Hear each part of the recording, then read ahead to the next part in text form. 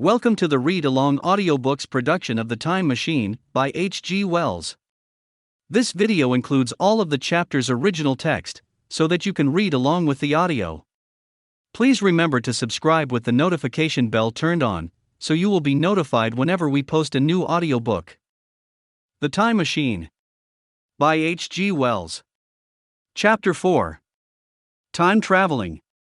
I told some of you last Thursday of the principles of the time machine, and showed you the actual thing itself, incomplete in the workshop. There it is now, a little travel-worn, truly, and one of the ivory bars is cracked, and a brass rail bent, but the rest of it's sound enough. I expected to finish it on Friday, but on Friday, when the putting together was nearly done, I found that one of the nickel bars was exactly 1 inch too short, and this I had to get remade, so that the thing was not complete until this morning. It was at 10 o'clock today that the first of all time machines began its career.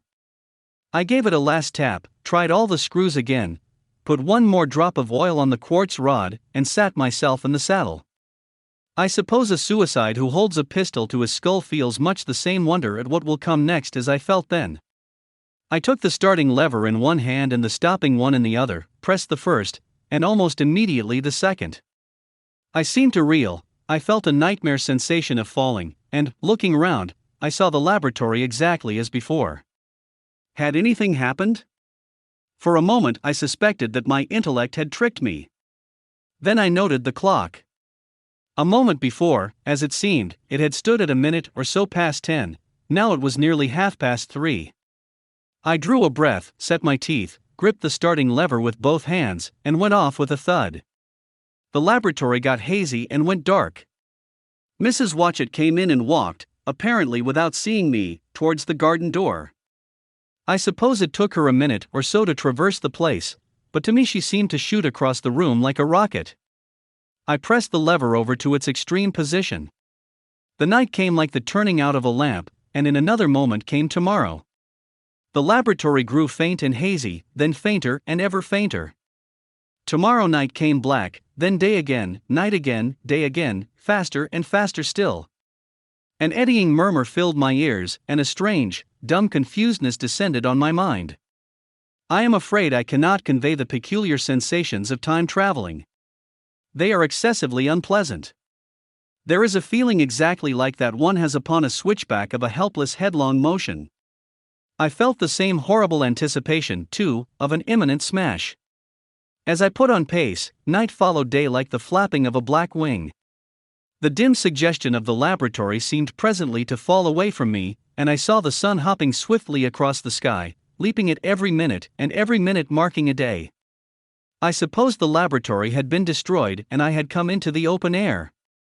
I had a dim impression of scaffolding, but I was already going too fast to be conscious of any moving things. The slowest snail that ever crawled dashed by too fast for me. The twinkling succession of darkness and light was excessively painful to the eye. Then, in the intermittent darknesses, I saw the moon spinning swiftly through her quarters from new to full, and had a faint glimpse of the circling stars. Presently, as I went on, still gaining velocity, the palpitation of night and day merged into one continuous grayness. The sky took on a wonderful deepness of blue, a splendid luminous color like that of early twilight. The jerking sun became a streak of fire, a brilliant arch in space, the moon a fainter fluctuating band, and I could see nothing of the stars, save now and then a brighter circle flickering in the blue. The landscape was misty and vague. I was still on the hillside upon which this house now stands, and the shoulder rose above me gray and dim. I saw trees growing and changing like puffs of vapor, now brown, now green. They grew, spread, shivered, and passed away. I saw huge buildings rise up faint and fair, and pass like dreams. The whole surface of the earth seemed changed, melting and flowing under my eyes. The little hands upon the dials that registered my speed raced round faster and faster. Presently I noted that the sun belt swayed up and down, from solstice to solstice, in a minute or less, and that consequently my pace was over a year a minute, and minute by minute the white snow flashed across the world and vanished, and was followed by the bright, brief green of spring. The unpleasant sensations of the start were less poignant now. They merged at last into a kind of hysterical exhilaration. I remarked, indeed, a clumsy swaying of the machine, for which I was unable to account. But my mind was too confused to attend to it, so with a kind of madness growing upon me, I flung myself into futurity.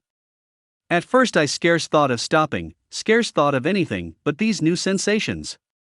But presently a fresh series of impressions grew up in my mind, a certain curiosity, and therewith a certain dread, until at last they took complete possession of me.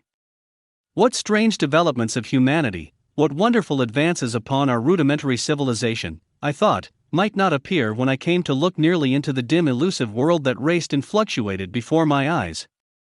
I saw great and splendid architecture rising about me, more massive than any buildings of our own time, and yet, as it seemed, built of glimmer and mist.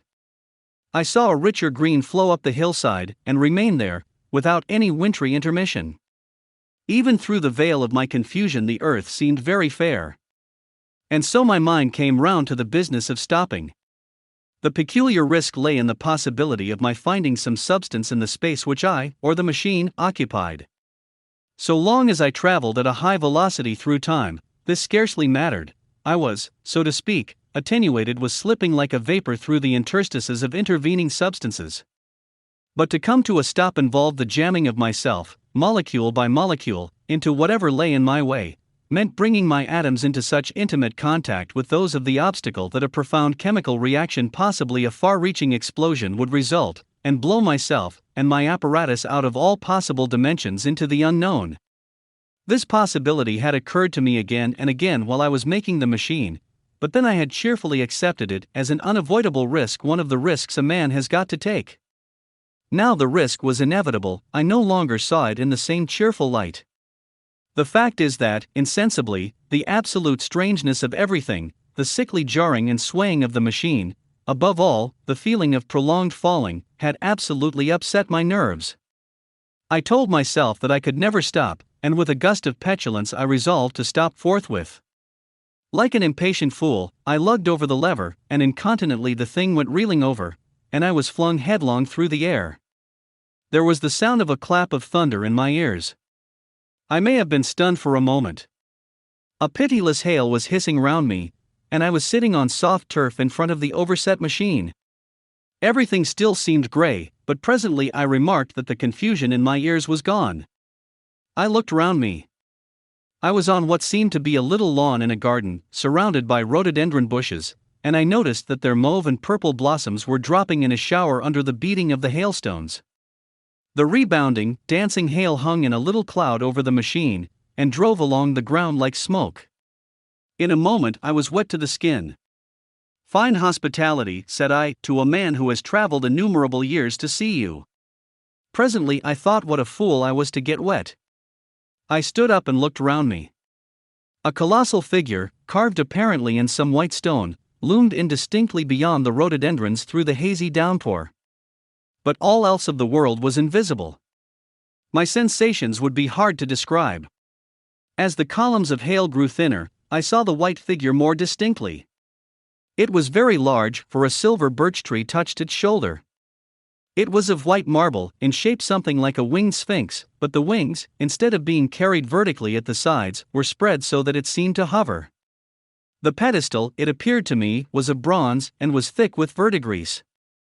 It chanced that the face was towards me, the sightless eyes seemed to watch me, there was the faint shadow of a smile on the lips. It was greatly weather-worn, and that imparted an unpleasant suggestion of disease. I stood looking at it for a little space, half a minute, perhaps, or half an hour. It seemed to advance and to recede as the hail drove before it, denser or thinner. At last I tore my eyes from it for a moment, and saw that the hail curtain had worn threadbare, and that the sky was lightening with the promise of the sun. I looked up again at the crouching white shape, and the full temerity of my voyage came suddenly upon me. What might appear when that hazy curtain was altogether withdrawn? What might not have happened to men? What if cruelty had grown into a common passion? What if in this interval the race had lost its manliness, and had developed into something inhuman, unsympathetic, and overwhelmingly powerful? I might seem some old-world savage animal, only the more dreadful and disgusting for our common likeness, a foul creature to be incontinently slain. Already I saw other vast shapes, huge buildings with intricate parapets and tall columns, with a wooded hillside dimly creeping in upon me through the lessening storm. I was seized with a panic fear.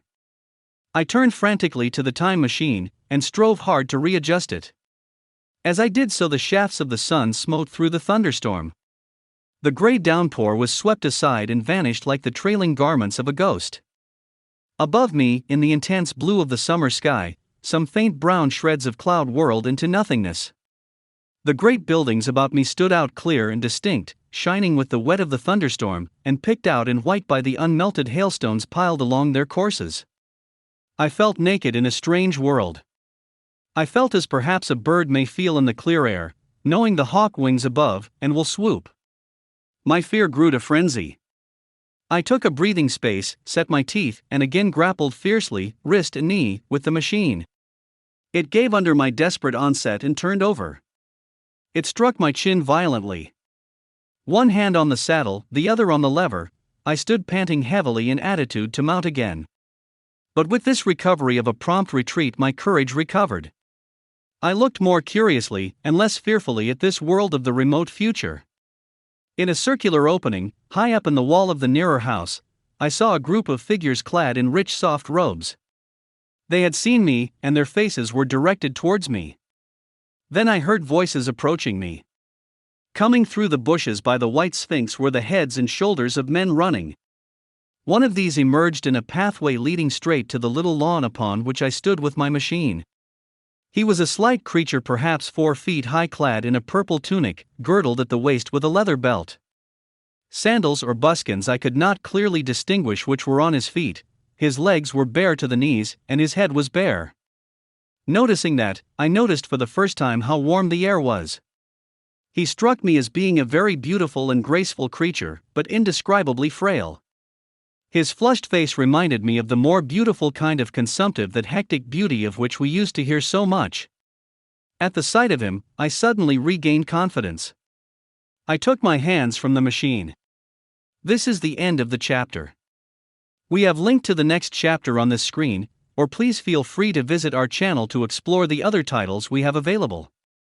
Please remember to subscribe with the notification bell turned on, so you will be notified whenever we post a new audiobook.